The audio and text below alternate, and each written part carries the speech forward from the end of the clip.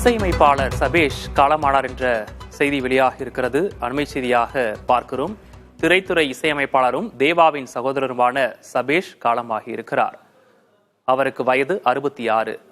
உடல்நலக்குறைவால் மருத்துவமனையில் அனுமதிக்கப்பட்ட நிலையில் சபேஷ் உயிரிழந்திருப்பதாக தகவல் வெளியாகி இருக்கிறது. சகோதரர்களான சபேஷ், முரளி இருவரும் இணைந்து பல படங்களுக்கு இசையமைத்திருக்கிறார்கள். சமுத்திரம், தவமாய் தவம் இருந்து, மாயாண்டி குடும்பத்தார் படங்களுக்கு இசையமைத்தவர்கள் சபேஷ், முரளி. கொத்தவால் சாவடி லேடி, காத்தடிக்குது காத்தடிக்குது போன்ற பாடல்களையும் அவர்கள் பாடி புகழ் பெற்றிருக்கிறார்கள். சபேஷ் காலமானார் என்ற அதிர்ச்சி செய்தியை பார்க்கிறோம். அவருக்கு வயது 66.